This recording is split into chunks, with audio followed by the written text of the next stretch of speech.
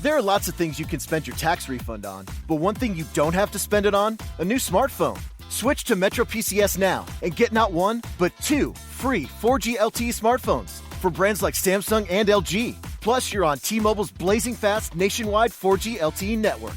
Hurry! Switch to Metro PCS and get 2 free smartphones after instant rebate. One heck of a deal, only at Metro PCS. Limited time offer. Sales tax not included in phone price. Coverage and services not available everywhere. See store for details and terms and conditions. Blog Talk Radio. And good evening, everyone, and thank you for joining us here tonight on King Jordan Radio, now on iTunes. Today's date is January 28th. Tonight on the podcast, we'll be discussing some stuff that went down or some words of a defendant in the Amanda Knox case, Stephen Avery, and Bill Cosby. Tonight, ladies and gentlemen, we will be joined with the quintessential first-rate TV journalist. And it was her birthday yesterday. Ladies and gentlemen, please welcome, she's a legal analyst, and she has her own website at CarisOnCrime.com. Ladies and gentlemen, it is with great pleasure to bring back the one and only Beth Caris. Good evening, Beth. How are you? And welcome back to King Jordan Radio. Well, good evening, Jordan. Thank you for that lovely introduction and birthday greetings and all. I'm happy to be back.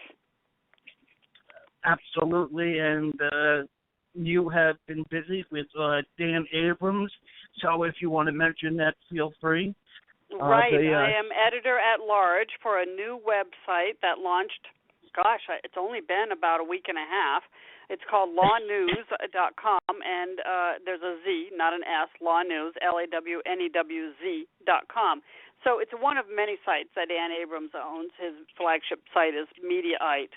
But Law News sort of aggregates all of the legal stories, and I offer analysis as well as consulting to the team that he's hired. And I do an article most days, but I do more analysis than straight reporting.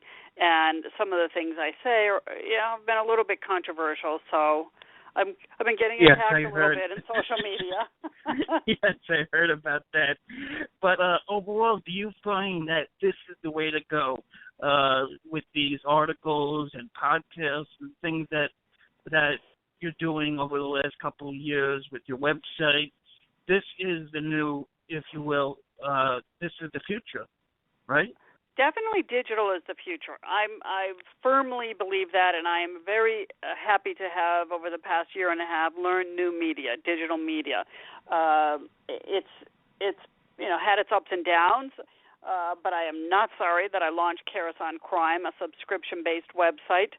It has its challenges, but I obviously I love the law, and I enjoy engaging with my members who are, very regular, very loyal, very great people. I follow the big cases and smaller cases. I educate about the law. I shoot videos. I do podcasts. I continue, interviewing and just sort of staying out there. And so Dan Abrams reached out to me to see if I would at least contribute to his site. And I can't do it full-time because I have my own site, but I said, of course, that I would help him launch and work for a while for him and help him get started. Now, what they do is a little different because they do a lot of stories in a day, and I'll post one blog in a day, and I cover in-depth, just a handful of trials in-depth. I intend to cover in the future a few cases coming up the way I covered Jodi Arias, maybe even for a Manhattan case, being in the courtroom and blogging. And so it's different from just being a place where people can follow every legal angle of every story every day. And that's what Dan Abrams is offering. So, I think that both of them are the future. Digital's the future. And when it comes to sort of putting out an opinion, it's not my thing. I mean, I am known for just kind of giving people the facts and let you make up your own mind, even though I have an opinion. However, they ask for it now and then. Dan would like it now and then, so I've gone out on a limb, just got out of my comfort zone, and I think it's okay. I'm watching the debates on TV, and people. It's okay. I have positions, and I probably should be a little bit more open about my positions when it's allowed. Absolutely. And speaking of which, when word got around that you were going to be on my show, a lot of people did bring up the Amanda Knox article, and let's get right into that. Evidently, you had some words to say about the convicted killer who is basically, for all intents and purposes, putting himself out of the scene and putting Amanda Knox on the scene. Or maybe you could help us out with that. Look, I know people who have weighed in probably really know the facts a lot better than I do. But the point I was making with that piece is that he's the one that left DNA and fingerprints in that room, not the other two. He's the one who took a plea and should be spending more time than 16 years, but I understand the system's different there, and he got this fast track, whatever, reduced sentence. And it was the courts. I mean, she's been convicted, acquitted. I mean, and it's final. The highest court, and people can correct me if they think my interpretation is wrong, has found that it just is not sustainable. Okay? It's not sustainable. So stop bringing it up. It's over. The case is over. She's been acquitted. She's home. It's over.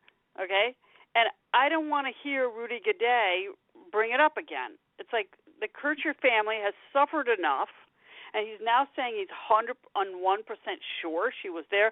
Sure, there was someone else there, but people can correct me if they think I'm wrong too. But it's my understanding that there was somebody seen, a white guy, washing blood off himself in a fountain that morning who was never apprehended.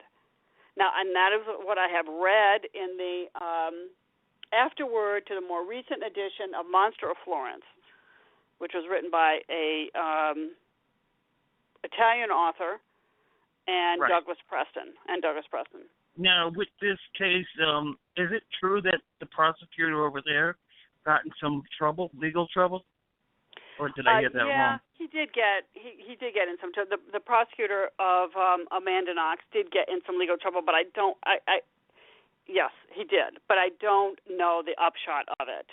They have a very different system over there too. It's not the same as the American system, and you don't have to, have the probable cause at the time of arrest. And I just remember reading things that kind of shocked me because we wouldn't do that in the United States. But I'm not an expert in Italian law, and the point I was making was enough already. Rudy Gaudet, serve your time. I don't want to hear anymore. The highest court in Italy has said this case is over. And those two have been released. And why are you dredging this up again? Why don't you show a little remorse? Why don't you apologize for what you did, and don't tell people you were in the bathroom when this happened, when you've taken a plea and your blood and your fingerprints are there, and you're the one who fled to Germany and had to be apprehended. All right? Show some remorse. Why don't you apologize to the Kircher family? Yeah, and that is a sign of guilt when you do run away. In the U.S., at least, that's what they refer to as consciousness of guilt, right? Correct. Flight can be used as consciousness of guilt in an argument. Now, this Stephen Avery story has been huge, both for Netflix, both for stories. What is your take on the whole thing? Well, I have said a couple of times publicly that if I had to vote on his guilt or non-guilt, based upon what was in the documentary, I couldn't have voted guilty. So I've been, digesting the information that's come out that wasn't in the documentary, and it's interesting, and it's not good. I mean, he seemed to have a little obsession with Teresa Halbach, and it's not good. My question, though, and I'm not satisfied from anything I've heard yet, is I want to know where she was killed. I want to know where she was killed, because to me, she wasn't killed in Avery's trailer or bedroom, if indeed she was shot. There just isn't any forensic. If she was shot in the garage, I mean, that garage was a junkyard inside, and there would have been spatter and spray that could not have been cleaned up. It could be possible to clean up all the blood. So if she was shot, she wasn't shot in the garage of the trailer, as far as I'm concerned. And then if she was on his property and he'd say he killed her in the trailer, or maybe he strangled her. I don't know. Maybe she went in the trailer and he strangled her. But I don't believe she was shot. Yet that bullet fragment, which was found on, some later search in the garage underneath some stuff that has her DNA on it. I mean, I found a little suspicious. Not a plant necessarily, but a little suspicious, because I do think there was contamination, and there is contamination in cases, and it happened again and again. It's like, why is her blood in her car? Like, what's that all about? Why would he how'd that happen? So it I'm seems like confused.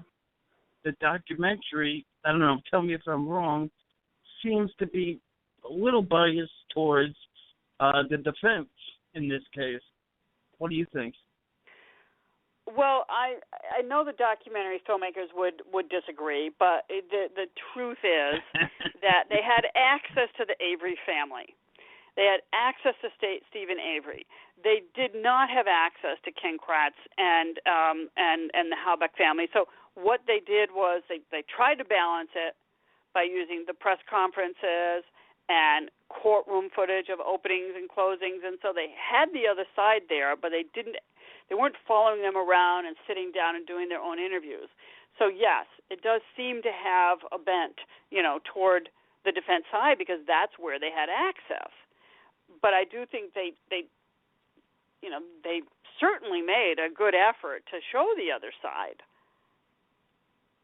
Oh, absolutely, and judging by that. But this all began with a vicious rape case back in the day that he spent 18 years, which eventually he was exonerated through the DNA.